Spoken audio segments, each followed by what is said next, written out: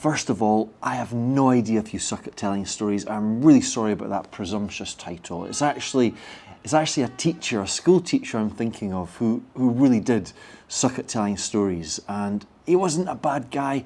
He just, his stories were awful.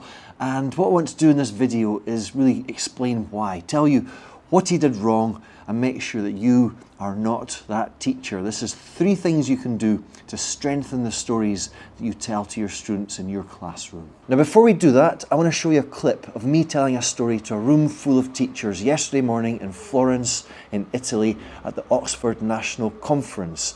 And what I've done here is, my way into this story is to give the teachers a list of 4 items. I'm going to give them to you. Item number 1 is Madame Tussauds Wax Museum. Number 2 is the Tower of London. Number 3 is the Egyptian mummies in the British Museum. And item number 4 is the film Superman 2. So I've given teachers these 4 items and I've asked them to try and make sense of them, to predict what the list is all about. What do they have in common? All right, so here's the story. I want you to picture the scene. 7-year-old Jamie sitting on a train with his mum.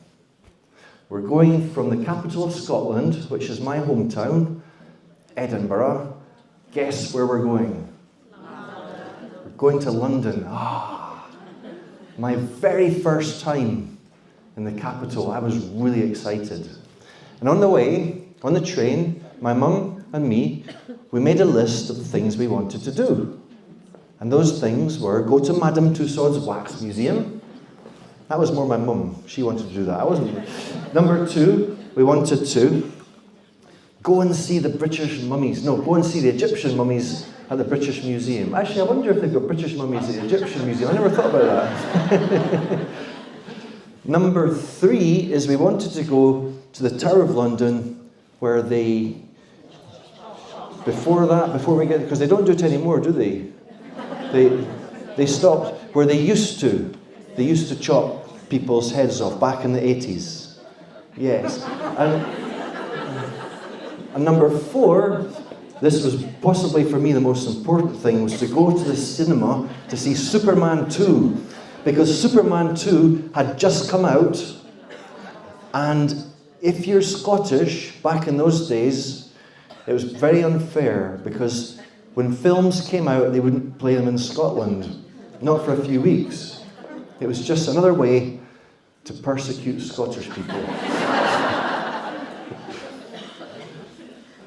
But the thing that 7-year-old Jamie was looking forward to doing more than anything else was not on the list. Can you guess what it was? Let me tell you what 7-year-old Jamie was looking forward to doing more than anything else was go on the London Underground. The thing is, I just couldn't believe how cool it would be to be under the ground. Imagine being under the ground. Your people are in the streets above walking around and we're in a train moving through the earth below. Incredible. I had so many questions. How would we get down there? Would it be dangerous? Would we have to wear special hats, helmets, and carry flaming torches? And there was a part of me that couldn't fathom a London Underground. I actually thought it couldn't possibly exist. But of course it did exist. Just not in the way that 7-year-old Jamie had imagined. I remember my mum saying, "Well, what did you expect?" And I said, well, when we were on the train, I expected to see more out of the window. And she said, "Jamie, we were under the ground on a train. What could you possibly have expected to see out of the window?" And I knew that my mum was right. Mums usually are right, aren't they? Mums.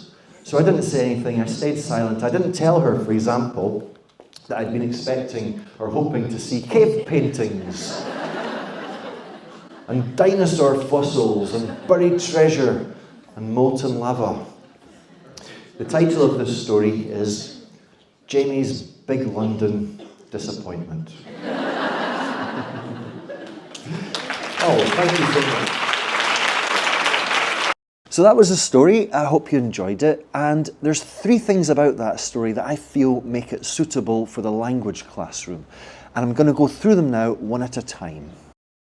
For obvious reasons, it's more difficult to follow a story when it's being told in a language which is not your first language.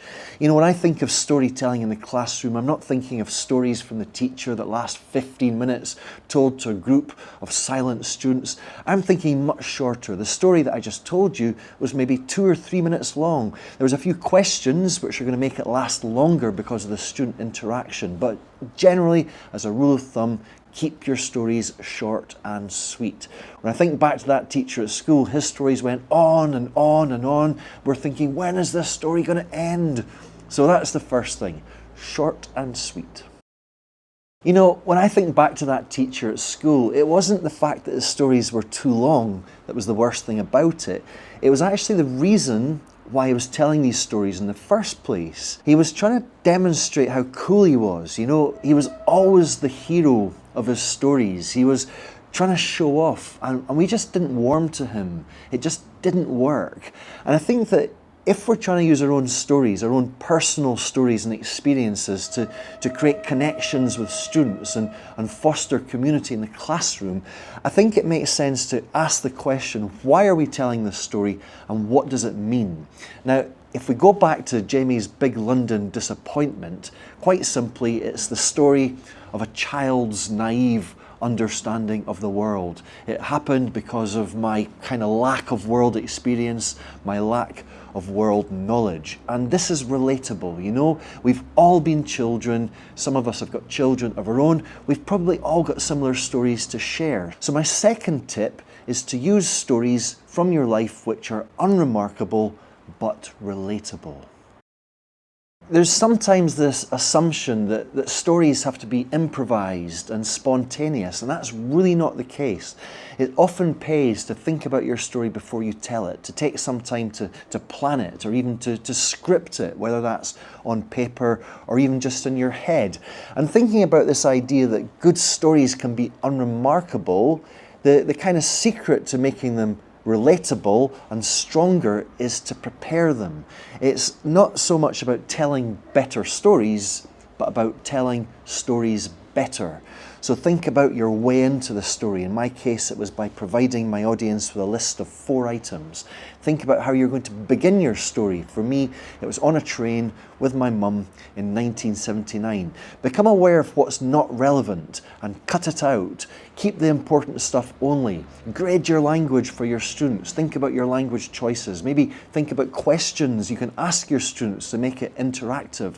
And also, what's your way out? How are you going to end your story? It was quite interesting because for me, I ended my story by giving the teachers the title. I said, and the title of the story is Jamie's Big London Disappointment. And you saw the effect that that had. It provided teachers with closure.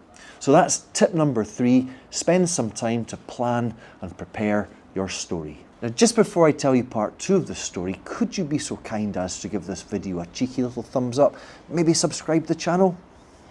So anyway, Madame Tussauds Wax Museum, I don't know, I never really got it. Just a bunch of people standing around made of wax. What's so special about that? I actually got, the curiosity got the better of me. I got told off by a security guard for sticking my fingernail into Sean Connery's face.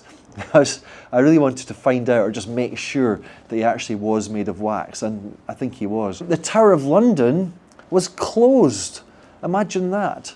But, you know, thinking back, I suspect that my mum just said that because she was a bit shocked at the price of the tickets. But I don't know, if you ever see my mum, don't tell her I said that. The British Museum. Now, this was not good because a bunch of school kids had been in there before us. They'd been at the mummies, and one of them had thrown up, had been sick, beside the mummies, a kind of central area beside them, and it looked disgusting and it smelled even worse.